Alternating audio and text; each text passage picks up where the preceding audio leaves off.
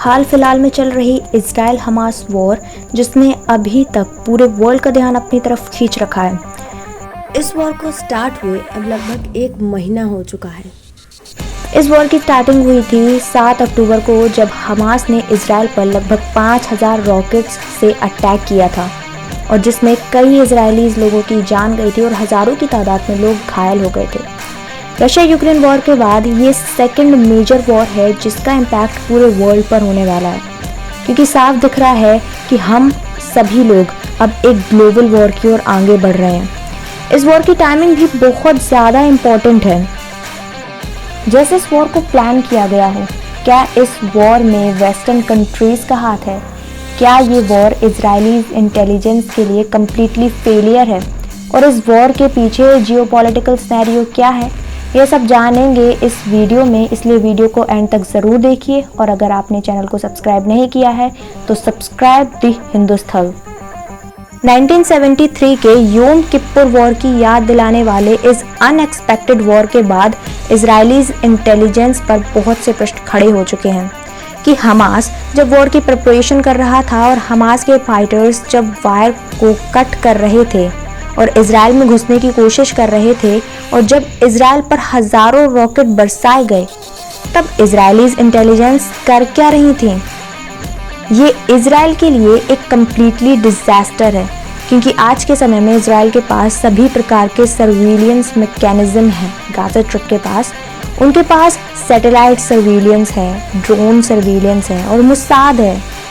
फिर भी कैसे इजराइल नहीं जान पाया कि उस पर इतना बड़ा अटैक होने वाला है? इजराइल कैसे नहीं जान पाया कि फ़िलिस्तीनियन हमास के पास इतना ज़्यादा लार्ज इक्विपमेंट आया कहाँ से, और वो हमास की अटैकिंग पोजीशन को कैसे नहीं जान पाया? जब हमास के फाइटर्स फैंस और वायर्स को काट रहे थे, तब कैमरों में कुछ कैद क्यों नहीं हुआ? इजराइल ने तभी रिस्पॉन्स क्यों नहीं किया और हमास को तभी न्यूट्रलाइज क्यों नहीं कर दिया? Really, this is a completely disastrous for Israel. And the second question is war की timing. ये वॉर तब स्टार्ट हुई जब वर्ल्ड के biggest and most important corridor IMEC की तैयारी की जा रही थी। IMEC मतलब India middle east economic corridor, जिसमें इंडिया से यूरोप तक एक कॉरिडोर बनना था, जिसे मिडिल ईस्ट से होकर जाना था, जिसमें इजराइल और सऊदी अरेबिया बहुत ही इम्पॉर्टेंट पार्ट्स थे। लेकिन इस वॉर के बाद जैसे सब खत्म हो चुका है। अब इजराइल और सऊदी अरेबिया के बीच जो हल्की फुल्की बातचीत भी हो रही थी, वो भी अब खत्म हो चुकी है। एंड मुझे नहीं लगता कि सऊदी अरेबिया इजराइल से अब किसी भी प्रकार की बातचीत करने वाला है। और अगर हम इसके पीछे की जियोपॉलिटिक्स को देखें तो पता चलता है कि इस वॉर का होना 3 देशों के लिए एक जियोपॉलिटिकल विक्ट्री है। वो है रशिया, चाइना और ईरान। क्योंकि इजराइल में जो भी हो रहा है उसका मेन रीज़न है IMEC को रोकना, जो इंडिया की ग्रोथ के लिए और इंडिया को वेस्टर्न कंट्रीज से कनेक्ट करने का एक सबसे बड़ा रास्ता था। लेकिन इस प्रोजेक्ट में रशिया और चाइना दोनों को ही दूर रखा गया था और ये दोनों ही कंट्रीज चाहेंगे कि ये कॉरिडोर ना बने।